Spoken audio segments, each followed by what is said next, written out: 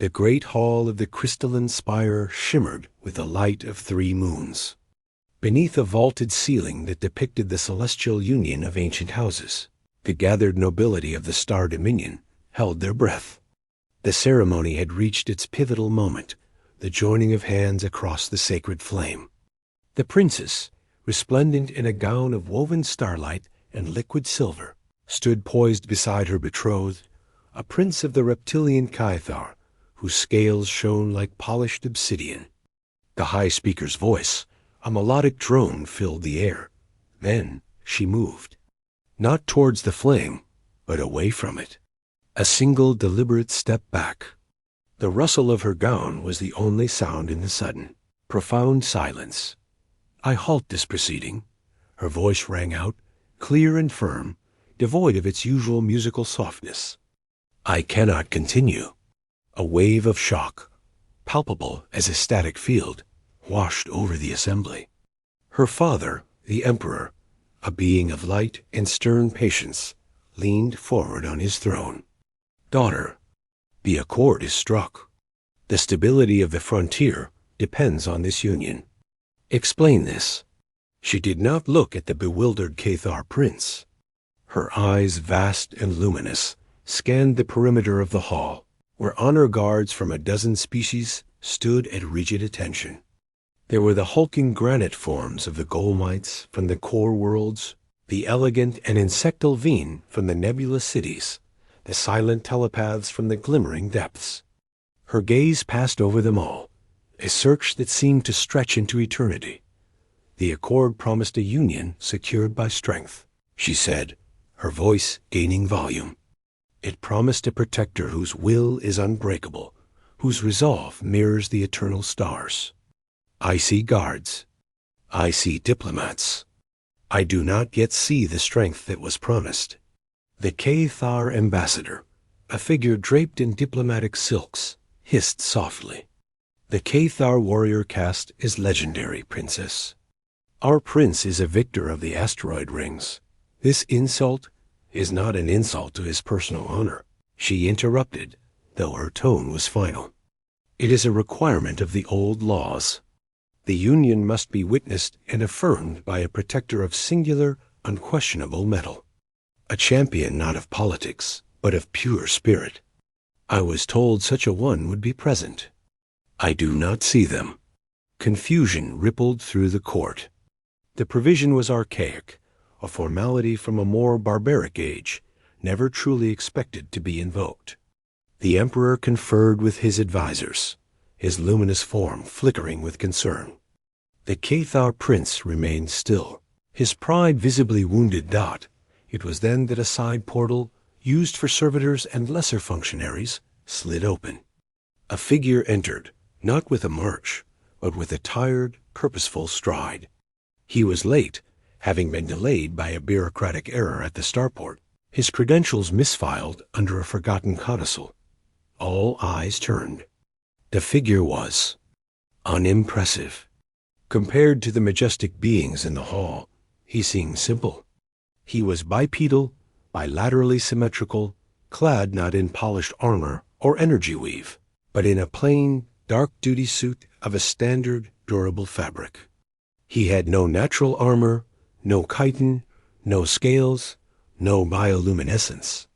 His skin was a patch of pale tan, his hair a dark, unruly crop. He was a human, a species so new to the galactic community they were barely a footnote, known mostly for their alarming adaptability and frustrating persistence. He came to a stop at the edge of the gathered guards. Finding a place between a towering Golmite and a shimmering Vin, he stood quietly, his expression one of mild apology and focused attention, his hands clasped behind his back. He was the designated military liaison for the Sol system, a warrior in only the broadest, most administrative sense, sent as a token of humanity's inclusion. The princess's searching eyes locked onto him. She stared. The entire hall stared with her, trying to see what she saw. They saw a medium-sized, soft-skinned mammal. She saw something else entirely.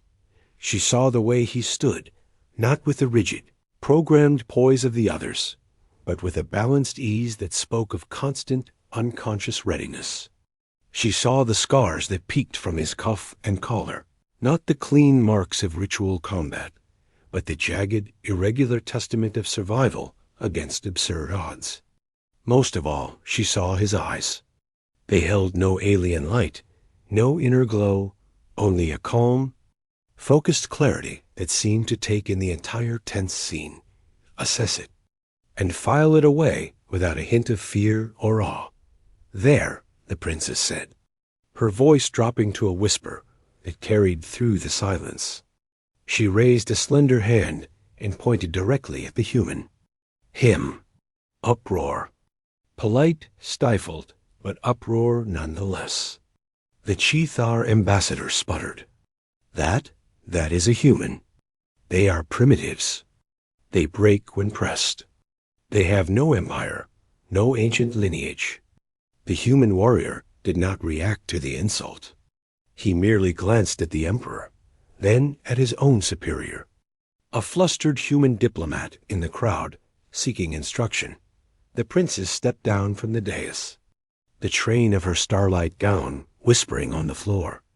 The crowd parted before her as she walked, a silver river flowing through a canyon of stunned aliens. She stopped before the human, looking up at him. He met her gaze, then gave a slow, respectful nod. "You are a warrior of your kind," she stated. "I serve." "Ma'am," he replied, his voice a low, steady rumble, unmodulated by translator harmonics. "Will you stand as witness to this union? Will you affirm, by your presence, that it is forged in true strength?" He understood the weight of the question, the political minefield it represented. He also saw the desperate, hopeful certainty in the princess's eyes. He was a soldier, and this, in a strange way, felt like a mission. A simple one. "To stand. I will stand," he said. The Chethar prince finally spoke, his voice a sibilant crackle of anger. "This is a farce. I demand satisfaction. If my strength is to be measured against this creature, then let it be measured in the old way. A test of champions. The ancient law allowed for it. A challenge to the witness. If the witness fell, the union would be void." The emperor, seeing no peaceful alternative, gave a grave nod. The hall was swiftly cleared, forming a wide circle. The Chethar prince stripped off his ceremonial robes, revealing a body of powerful corded muscle and natural blade-like ridges. He selected a pain lance, a weapon that delivered debilitating neural shocks. The human warrior was offered the armory of 100 worlds. He walked past beams that disintegrated, blades that vibrated at molecular frequencies, and shields that deflected plasma. He stopped at a simple rack of training weapons. He selected a plain, unpowered baton of dense alloy. He hefted its weight, gave it a slow, practiced spin, and nodded that the fight was not what anyone expected. The Chethar was faster, stronger, armed with a weapon that could end the contest with a touch. He moved with predatory grace, striking like a viper. The human did not try to match that speed. He moved less, not more. He parried with minimal, efficient motions of the baton, each block a solid clang that echoed in the hall. He dodged not with flourish, but with slight shifts of his torso, the pain lance missing him by millimeters. He seemed not to be fighting, but to be solving. The prince grew frustrated, his attacks becoming wilder. The human's calm was a wall. After a furious flurry that the human weathered, baton flashing to deflect each strike, the prince overextended. The human did not strike at the opening with the baton. Instead, he dropped low and swept a leg, not with overwhelming force, but with perfect timing, unbalancing the massive reptile. As the prince stumbled, the human moved in, not to attack, but to control. He used the prince's own momentum, wrapping an arm around a limb, applying pressure not to break, but to immobilize. In a second, the prince was on the ground, the human's knee on a joint lock. the dull tip of the alloy baton resting gently against the prince's throat. The pain lance lay clattered on the floor, out of reach. The human was not even breathing heavily. He looked down at the prince, then up at the emperor and the princess. "Yield?" the human said, not as a demand, but as a question. The humiliation was absolute. The Cathar prince, defeated not by superior technology or mystical power, but by leverage, timing, and a mind that turned a simple stick into a tool of victory. He hissed a word of yield. The human immediately released him and stepped back, offering a hand to help him up. The prince ignored it, rising on his own, his pride in ashes. The human simply returned to his position, placing the training baton back on the rack. The princess walked to the center of the hall. She looked at the defeated prince, then at her father, and finally at the human warrior, who stood again with his hands behind his back, as if nothing of note had occurred. "The strength I sought has been witnessed," she announced. Not the strength of a conqueror, but the strength of a protector. A will that does not break. A resolve that uses only what is needed. A spirit that offers a hand even after victory. She turned to the Cathar delegation. "The accord may still stand, but it will be rewritten.